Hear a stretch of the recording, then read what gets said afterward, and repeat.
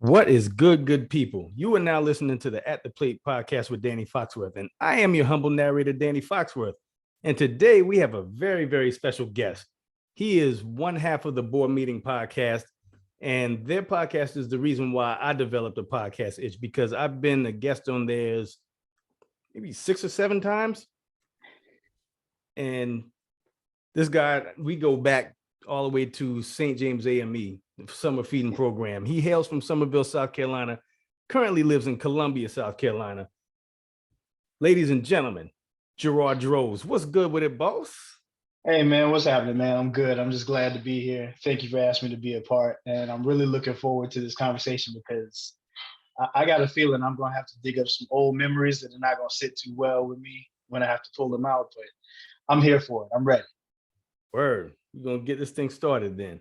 Yes, so, just before we talk baseball, I just want to let the people know, how did you and your co-host Michael Holloman, how did y'all get together to start the Board Meeting podcast? Well, man, that's a story that goes back several years. It's probably like 08. Funny thing is, Mike and I, we worked for the same company, of course, and we had a supervisor in common. Now, that supervisor was at 2 different times in 2 different areas, but I was under him on his team first, and then Mike was under him at a later point.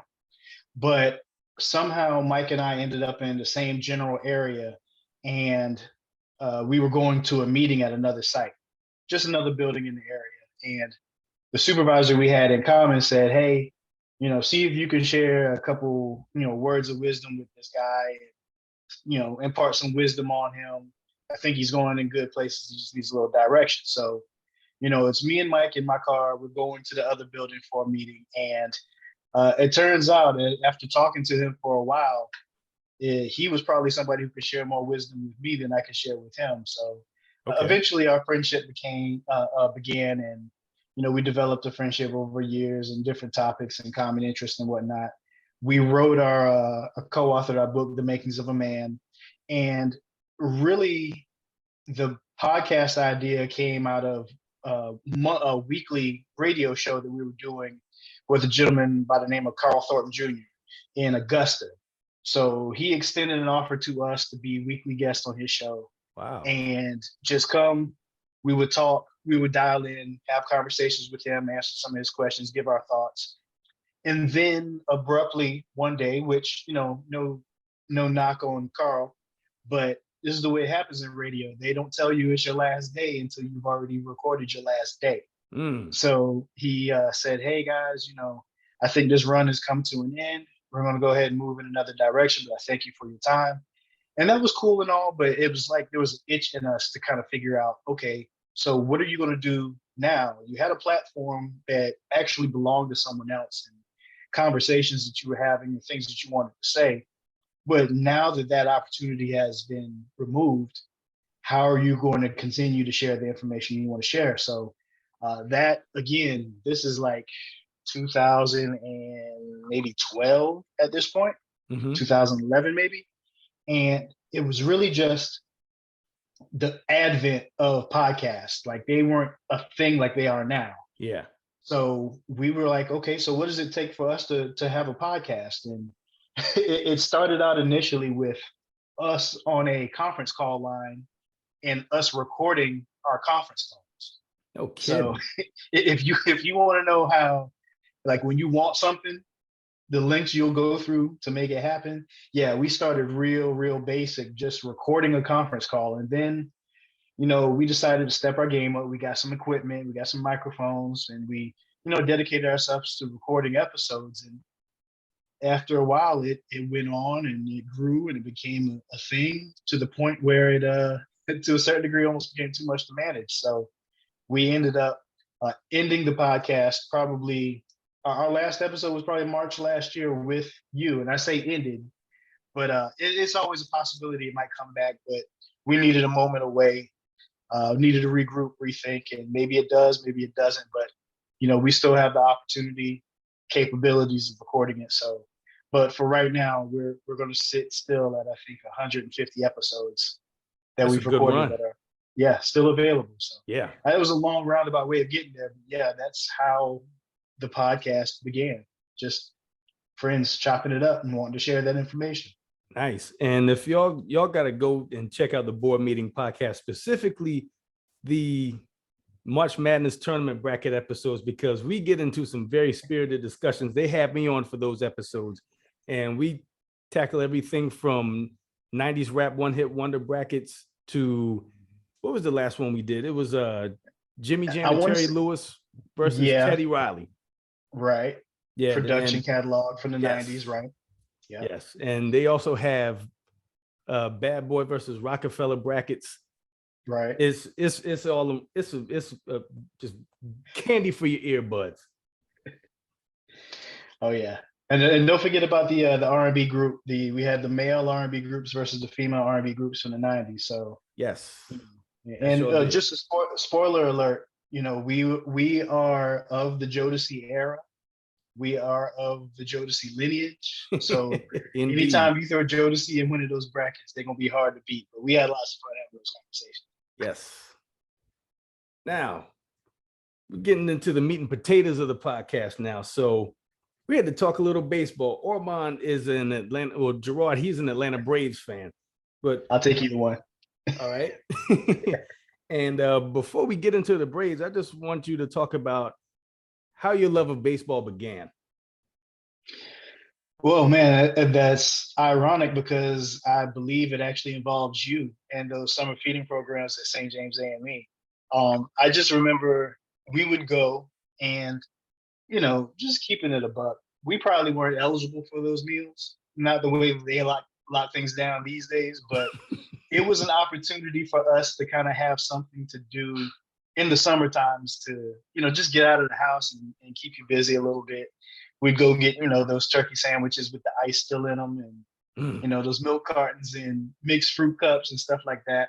And then when you're done eating, we would all go outside, and St. James it still has, but back then it seems like it was probably just enormous, this huge back field behind the church. And I swear we didn't have anything more than one bat and maybe two tennis balls.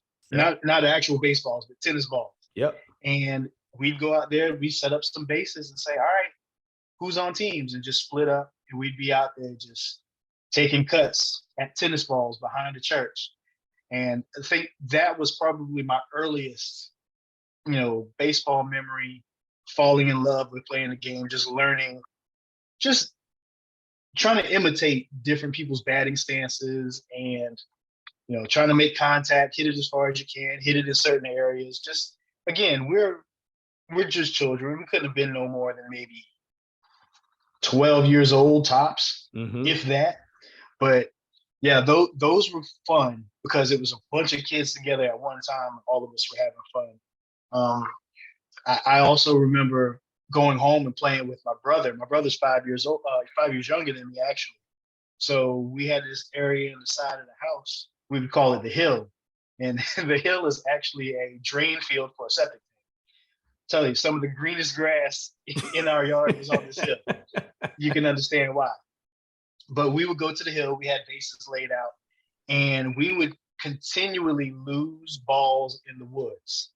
So we came up with this ingenious plan to get a neon orange baseball.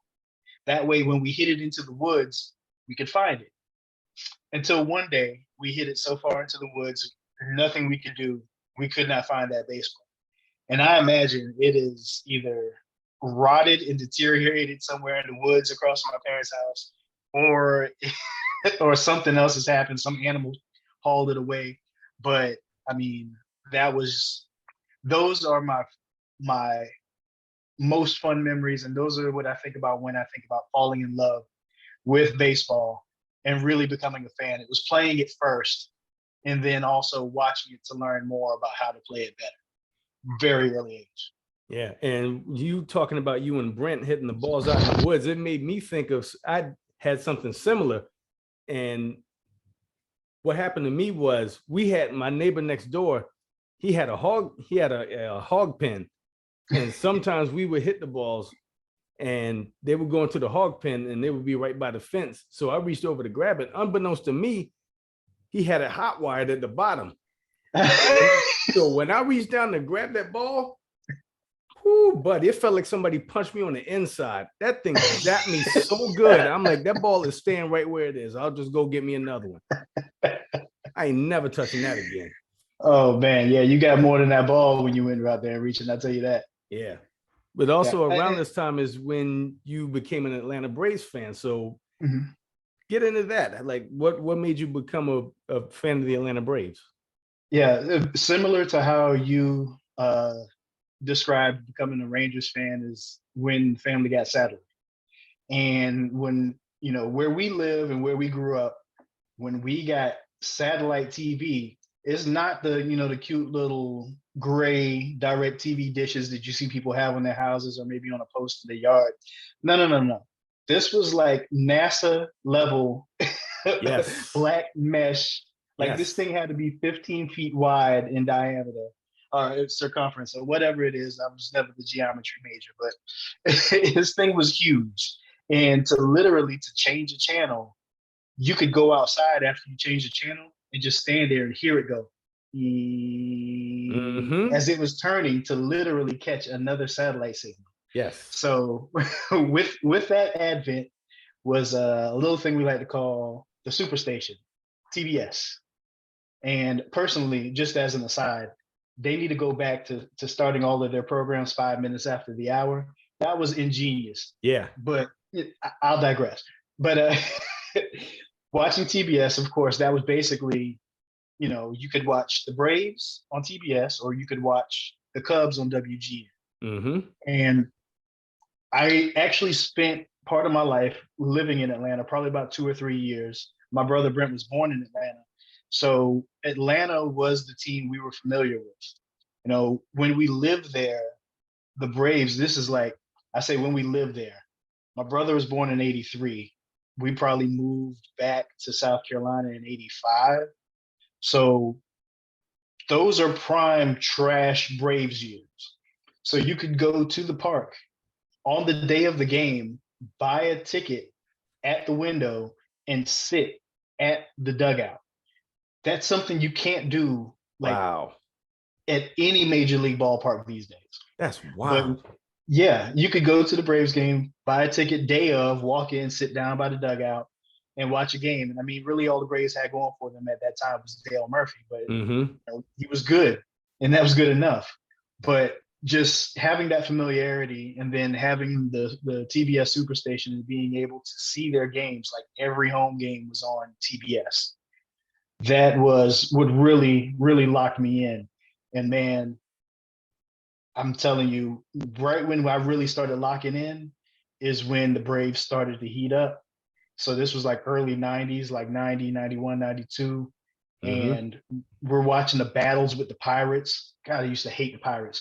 But we're watching those battles and, the Braves who had never really done much of anything at all just were getting hot. But that's when they had that never quite had enough. That's when they had that Worcester First campaign. Yep.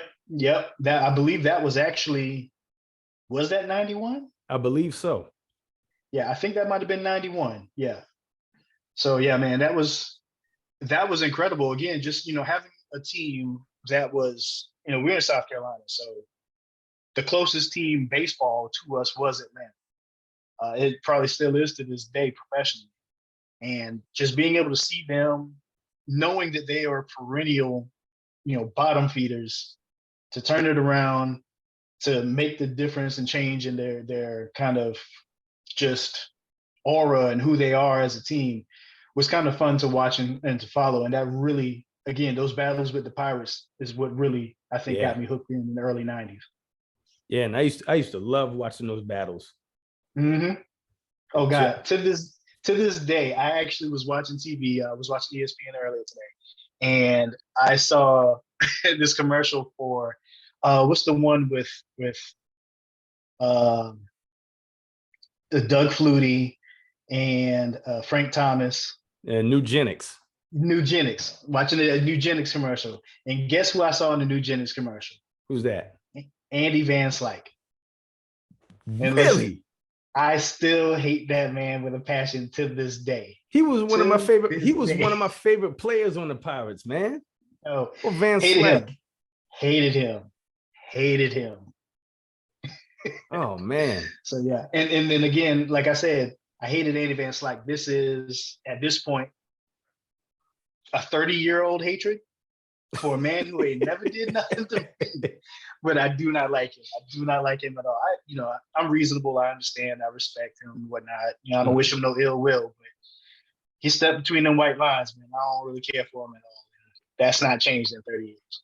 Yeah, he was always one of my favorite players to watch. Yeah, man. Yeah, that was fun. That Pirates outfield, man. Yeah, they were dope. Yeah, and Bonds and Bonilla. Mm-hmm. Yep. Back before Bobby Bonilla straight fleeced the Mets. Whoo, finesse God.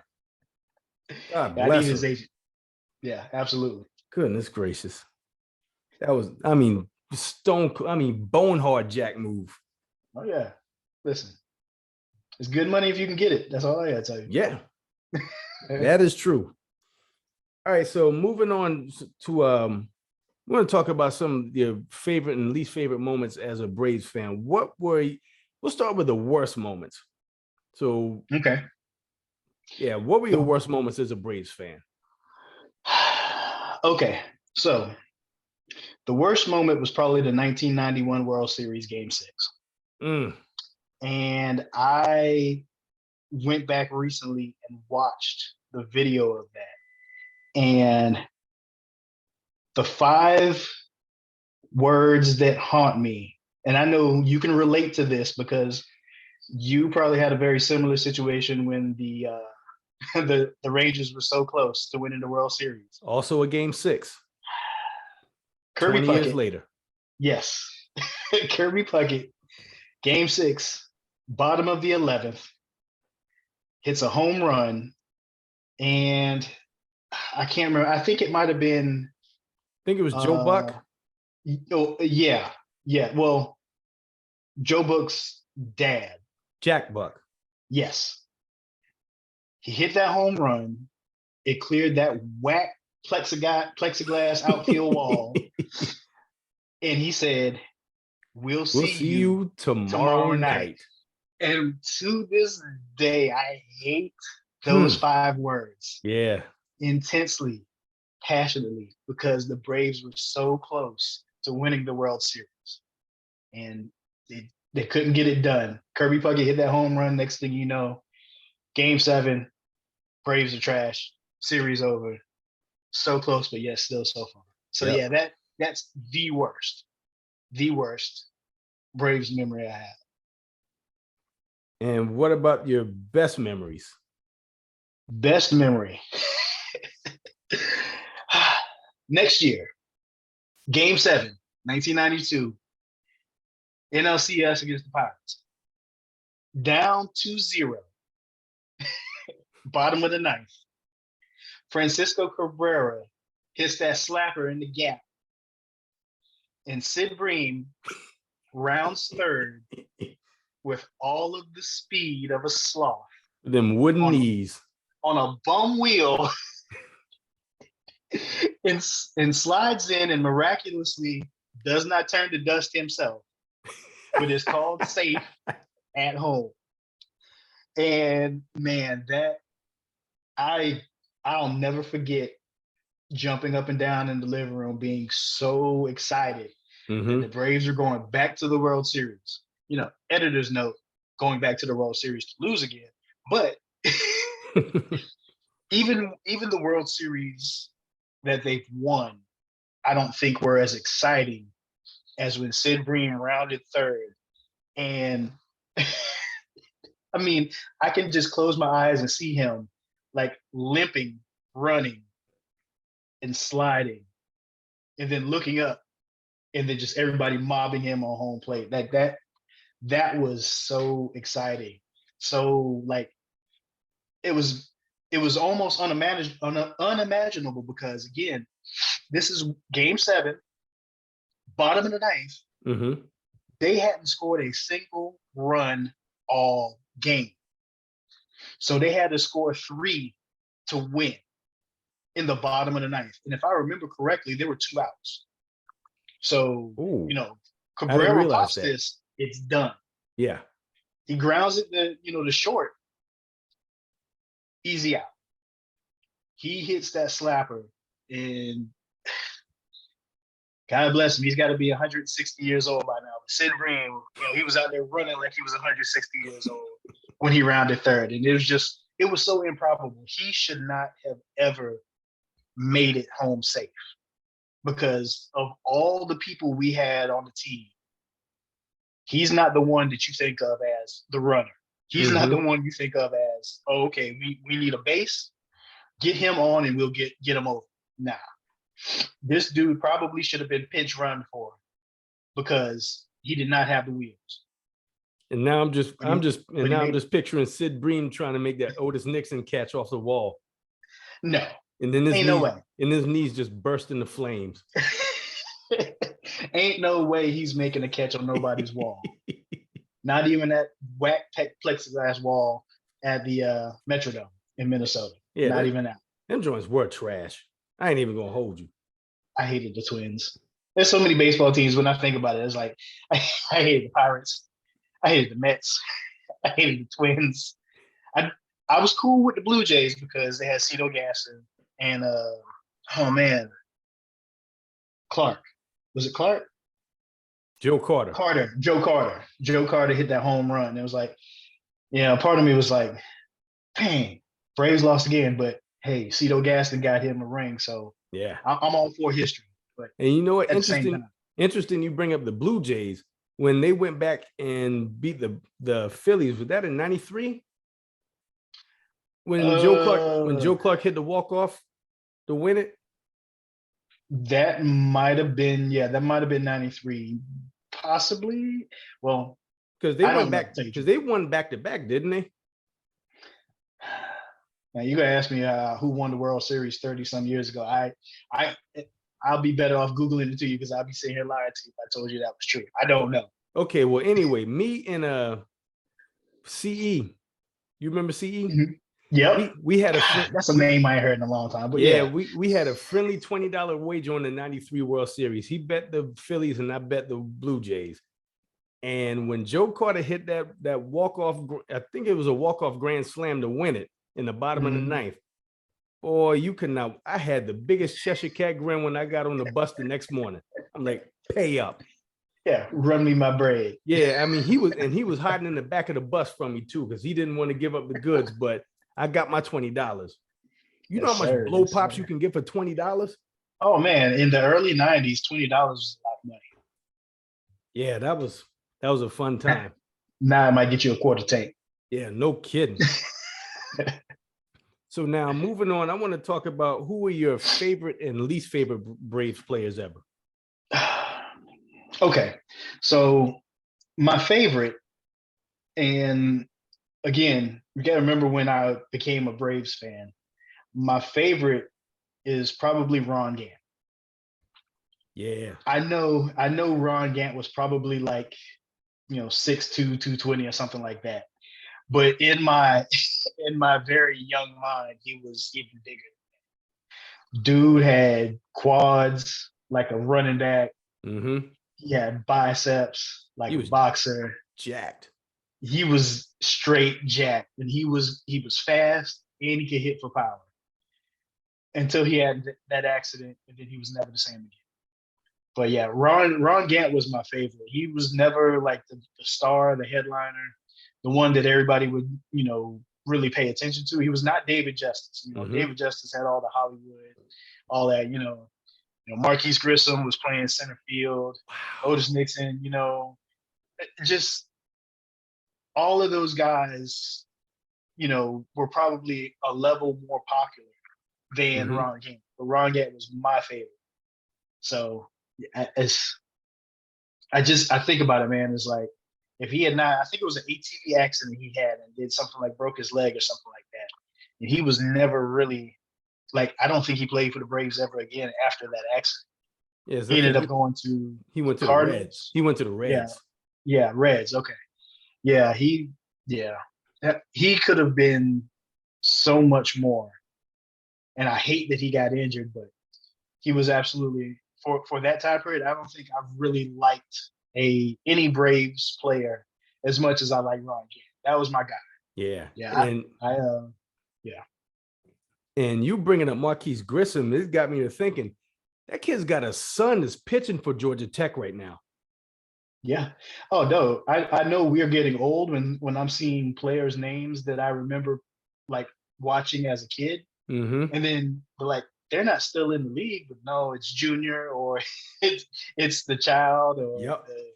the nephew or somebody. Yes, it's Yep. wild, man. Just we've reached the age where our favorite players are guys who are younger than us and no longer our peers or older. So yeah, it's a strange time. Yeah, you're not lying about that. Now, who are some of your least favorite Braves players?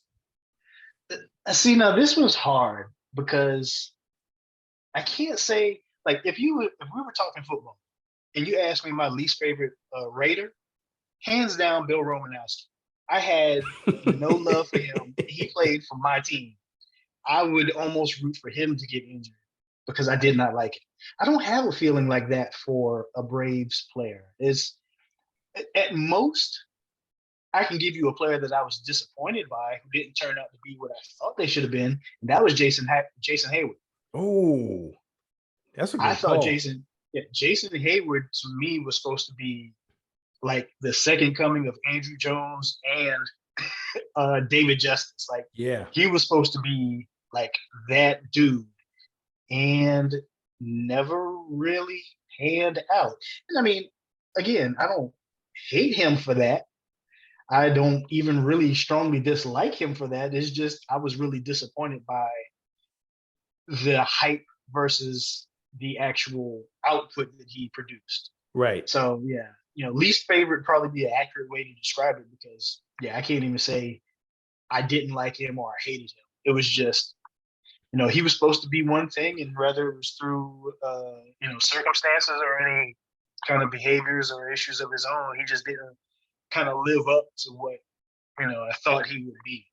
But Yeah. that was one I had to think about for a little. Least favorite, I definitely Jason Hayward. He just could have been so much more, but just didn't turn out. Yeah. And I remember Jason Hayward when he was in the minors because I remember he used to play for the Myrtle Beach Pelicans back when they Okay. were a Braves affiliate. And at that time, if I'm not mistaken, Baseball America named him the minor league player of the year.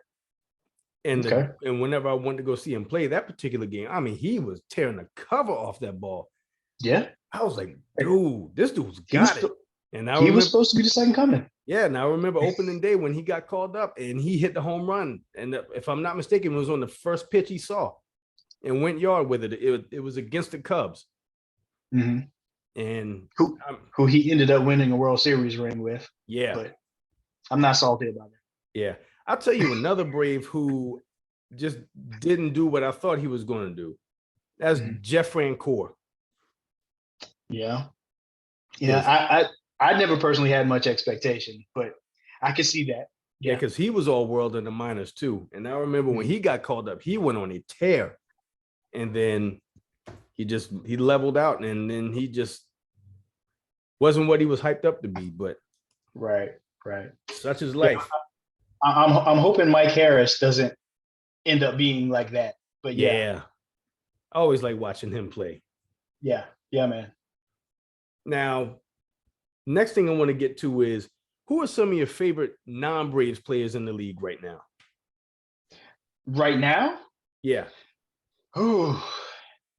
You're asking me that, and at these days, I am more of a casual baseball fan than okay. Well, then we'll take it back to the time period where you were when you were the most invested in the Braves. Well, again, you probably have to take in consideration the generation I came up in. I came of age mid '90s. Okay, let's go with that. So, of course, Bo Jackson, all-time favorite athlete. Of course, his career didn't quite pan out due to injury either, but still, though, he was a comet that burned across the sky. You got to respect Bo Jackson. He was. Probably the person who I really rooted for that again, injury derailed his career. Ken Griffey Jr. Yeah. Like, Yeah. man, Ken Griffey Jr. was just, a player like Ken Griffey Jr. probably couldn't exist today because we know so much about so many players and their personal lives and preferences and stuff like that. Where, you get on social media, you can follow him and know his every thought based, from anything like what he had for dinner or to what he thinks about the political landscape. Like, you would know way too much. Yeah. But when Ken Griffey Jr. was in the league, there was none of that. And all you knew was that sweet swing when he stepped into the batter's box. Like, that dude, to this day, has the greatest swing that I have ever seen. Yeah, And I agree. It's so smooth, it's so effortless. Plus, he came into the league, and baseball is still a lot this way, but baseball's conservative still to this day. Yeah. And he came in with the backwards hat, the smile, the chain. It was just like, that was our guy. Like, if we wanted to relate and connect as young Black men to baseball, Ken Griffey Jr. was our ambassador. He was our usher. He let us in, and it was really like, you never heard about, Ken Griffey Jr. cut somebody out in the clubhouse, or he took a bat and went after a pitcher because they threw inside on him. It's like, you never heard that about Ken Griffey Jr. He was effortless in like what he accomplished, and he did it, quote unquote, the right way, so to speak. And yeah, man, I really liked Ken Griffey Jr., his style, his approach to the game, and everything. Now, I do have a name for you that's a little bit after Ken Griffey Jr. Okay. And he's still in the league, but he's not producing at the level that he once did. Andrew McCutchen. Dude, and he's back with the Pirates now too. Yep, he's back with the Pirates again for the upcoming season. But I think there was probably a time, because my love of baseball is kind of, it's never reached the levels that it did like in early to mid 90s. Probably, I would venture to even say the late 90s when McGuire and Sosa were having home run battles. But after a while, it just kind of took a dip, and other things became more popular to consume more of my time. But I found myself as like, I hadn't checked in with baseball. What's going on with baseball? And I just looked around all the teams, and it was just like, well, who's the good, cool, American-born, got to be specific about that part, American-born Black baseball player? Like, who are they? Where are they? And to see, again, in a sport that is still to this day very conservative, see Andrew McCutchen with dreads on a baseball diamond, it was just like, okay, let's rock with this. This is where I want to be. This is who I want to keep an eye on. And, like I said, he hasn't produced at the level that he once did, but I'll tell you this. Have you ever seen the baseball card of him when he was with the Phillies? No, I didn't. Okay, so picture this, if you will. Phillies fitted hat, of course, because he plays for the Phillies. Mm-hmm. A bandana on underneath the hat, sunglasses, jersey unbuttoned down to like the belly button. And he's holding the double foam cups in the dugout. I'm gonna have to see that picture. It is the coolest baseball card I've ever seen in my life. I've been tempted to see if I can find it and buy it, because it's just, I don't know, man. My thing is, I like cool. I like people who exude confidence but are effortless in it. And in baseball, sometimes, man, that's a hard thing to find. Yeah. And as much as their faces are exposed, and as much as you get to see them as head to toe full people, a lot of times, because of the popularity of baseball, or the lack of popularity, you don't get to know a lot about the players, or get to see a lot about them, unless you're really just like hardcore invested in it. You can't be a casual baseball fan and know a lot about what's going on in the everyday lives of the players who are playing. But Andrew McCutchen, I was just like, okay, yeah, I can rock with him. He's got that thing you can't put your finger on. Mm-hmm. And some people will probably say, in the context of baseball, being cool is not that important. But I think if you want to attract people, especially people in the demographic that I'm in, you've got to have a little bit of bravado about yourself. Yeah. Not necessarily like you're going to embarrass anybody, but just the fact that you're confident in what you do and you just kind of can demonstrate that confidence with minimal kind of output. It just comes out of his pores. It's just cool. So yeah, that was my guy. And I'm glad that you mentioned that type of player because that ties in coming full circle. My favorite non-Rangers player in the league right now is Ronald Acuna. Man, look. Dude. Talk about it. Talk about it. Oh, man. I mean, the locks, the gold chains. Yeah. I mean, yeah, man. So swaggy with it. Yes. Him and Ozzy Albies. Yes. Yeah. The two of them. Yeah. I love everything about them, man. Yeah. Yeah. Come to the plate with like Mr. T level jewelry on your chest. I'm with that 100%. Yeah. Let's go. Acuna is hands down my favorite player in Major League Baseball right now. Yeah. Yeah. I have to agree with you on that. He's got that effortless cool thing down. And I'll tell you also, particularly a player from the current age that I rock with, Mookie Betts. Yes. Mookie Betts is just like, hey man, I'm the only one out here, but I'm gonna do it. Yep. I mean, he ain't but like 5'9". Exactly. But he's a jack of all trades. The man is like a professional bowler. He's got like multiple 300 games under his belt, and the man can. He's got hops too. Yep. I was surprised. I saw a video of him on YouTube just throwing down some dunks. I was like, what? Yeah, the dude is a straight up athlete, man. Yeah, he's one of those guys like Odell Beckham Jr. Yes, like whatever he picks up, he's good at it. And it's almost sickening that he's so good. And so many other people have tried those things, just can't accomplish them. But again, that's another thing about that effortless, that coolness, that certain thing that the people have that he doesn't even look like he's trying. It's completely effortless, but he does it so well. Yeah, that's something that you cannot teach. No, you just gotta have it. Yeah. And lastly, just to switch things up just a little bit, I want to get into talking. I have 5 questions prepared for you. Okay. And what I'm going to do is every guest I have on, the first and last question are always going to be the same with every guest.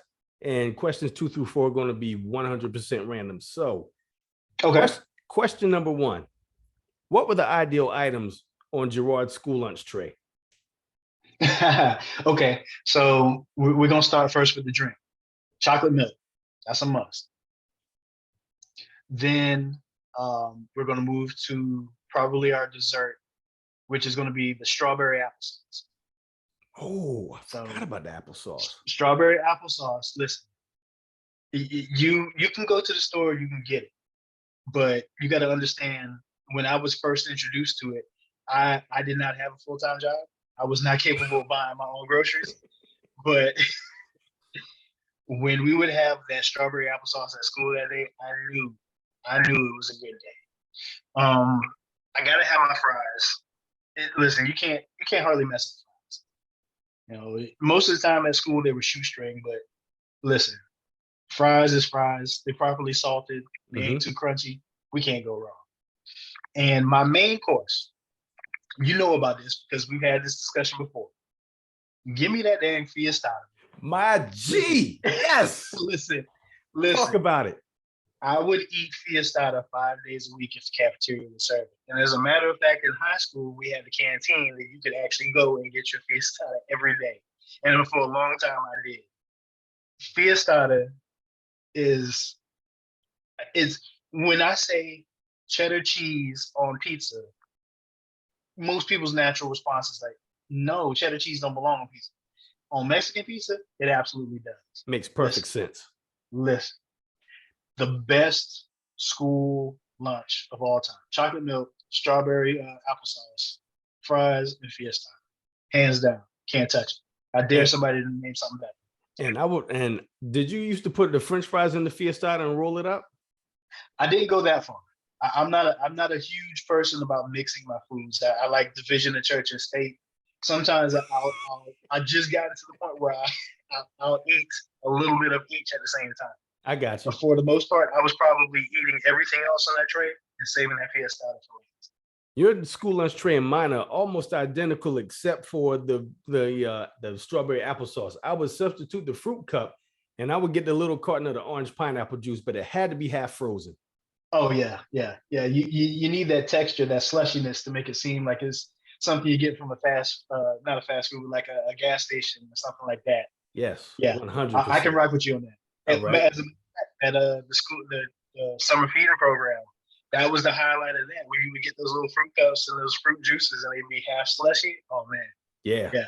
Let me get that. All right. Question number 2. Okay. Where did you go on your first flight? My first flight was to Colorado Springs, Colorado.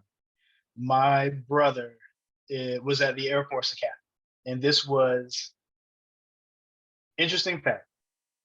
My first flight departed. Aaliyah died that last week in August in a plane crash. I took my first flight, visited my brother, who was a freshman at that time at the Air Force Academy in Colorado Springs.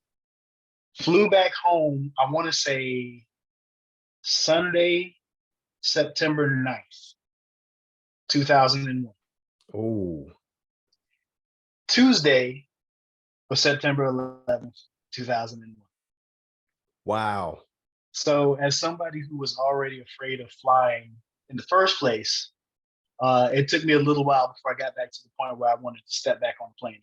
Because, I'm bookended by Aaliyah dies in a plane crash. I take my first flight. I come home from my first flight. And then the greatest domestic terrorism event of all time happens with 4 airplanes Wow. on the East Coast. Yeah. I did not So, know that. Yeah, my first flight was to Colorado Springs. He was a freshman. He had already been out there, previously that summer. It was Friends and Family Weekend.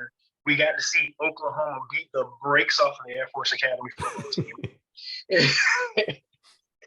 And of course, here's the cold thing that happened. This has nothing to do with the flight, but when you go out for Friends and Family Weekend or Family Weekend, I'm not sure if it was a Friends Weekend or not. But when it's time to leave, they start playing Christmas music to mess with the heads of the cadets who are having to spend, in many cases, their first significant time away from home. And they play the nostalgic Christmas music to kind of dig it in that, yeah, enjoy it, because you ain't gonna see these people again for a long time. That's cruel and unusual punishment right there. Hey, there's reason probably 340 something why I never joined military. I was not cut out for it. I salute my brother literally and metaphorically because I could not have done it myself. And you bringing up college just blends in perfectly with my next question. You were an alumni of South Carolina State University. What was your favorite class at South Carolina State? Well, not exactly. I'm not an alumni. South Carolina State University is what I like to call my almost mater. Not my alma mater. Okay. Almost mater. Okay. I spent 2 years and I ended up actually getting my degree from South University. Okay. But my favorite class, oh man, Danny, there's a reason why it's my almost mater, because there was a lot of them I didn't go to. Fair enough. That's let me think. I can say that I had fun in my speech class because my homie Chris, we used to call him Tick. He was my partner, and we had to do a scene from a movie where we imitated the dialogue from the characters in the movie. So we did the barbershop scene for Coming to America. And I just remember that being fun and wishing that more of my classes were like that. That if I had to pick a favorite, that's probably the one, because that really was a time where I enjoyed what I was doing and I was engaged with the lesson. And it was probably a lightweight precursor to me doing what I do now for work. Um, being in a speech class and standing in front of people and speaking publicly has been something I was telling somebody earlier today. I've literally done since probably the age of 4 or 5 in some way, shape, or Wow. form. Just growing up in the church and having those experiences where you're doing speeches and outlining hymns and you're doing the prayer on youth Sunday and stuff like that. So people talk about how can you get up in front of crowds and speak and not be nervous. It's like it's all I know to a certain degree. But I think that was also part of why I enjoyed it, because speech class was nothing. That was second nature. So I could say that's probably the one I had the most fun. Word. Okay, question number 4. What's a food that you hated but now love? Danny. I've been pretty consistent across my life, and foods I don't mess with. My feelings about okra have not changed since I was 7, 8 years old. I don't like it. Really? I don't rock with it. Oh man. I don't rock with it at all. If I had to say anything that I used to not like, I can't even say I like it now. I kind of more so tolerate it under certain circumstances. I've never really been a fan of tomatoes. I can get that. It took me a while. It took me a long, well, as a kid, I was allergic to tomatoes. Okay. But then that allergic reaction, I guess once I got older, the allergic reaction, I didn't get that whenever I ate them. But I'm with you on that. It's whatever. If it's in the sandwich, cool. I'm not going to kick it out of the sandwich, but would I prefer tomatoes in my sandwich? Nah. Yeah, see, it's for me, it's not a thing where I'll be like, okay, cool, whatever. No, I don't want tomatoes on any sandwich ever that I eat. Ketchup, yes, please. Tomatoes, absolutely not. But I find when you, like, say, if you had a chunky spaghetti sauce and it had pieces of tomatoes in it, I'd eat that. Or chili, I'll eat tomatoes and chili. Okay. No problem. Kind of cook down, reduce a little bit, soft, tender. Yeah. Raw on the sandwich? No, thank you. Not interested. I'll take all the ketchup you got. I don't want no tomatoes. So what's your preferred ketchup? Oh, as for me in my house, we will worship at the altar of Heinz. Don't come out here with no Hunts. My man. Hunts is getting yeeted. You understand me? No. Listen, man, I know there's probably somebody listening who's like, how can you tell the differences between ketchup? I can't. Same. I don't like. Listen, you can give me great value mustard. I'm good. But my ketchup, gotta be Heinz. Nah, it's gotta be Heinz. Yeah. Yeah, my Pepe learned me well. Yes, sir. So we on the same page. And then the last question: what was the last thing that made you laugh uncontrollably? The last thing that made me laugh uncontrollably. That's a hard one. I've got something now. You got to bear with me on this one. Okay.